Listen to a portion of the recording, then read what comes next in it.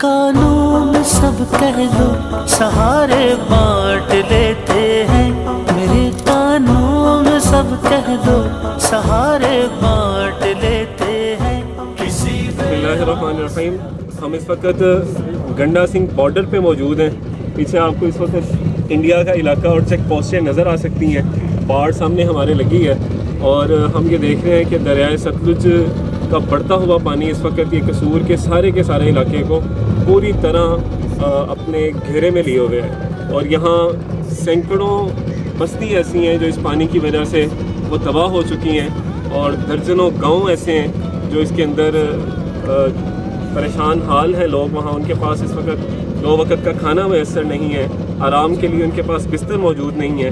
अभी तो यहाँ धूप निकली है लेकिन कुछ देर पहले यहाँ बादल थे। बारिश का मौसम अक्सर यहाँ रहता है और नीचे पानी है। तो आए अपने इन मजलूम और मफकूर जो अपने भाई हैं उनकी मदद के लिए हम किरदार अदा करें। खुशी के रोज चांद तारे बांट लेते हैं।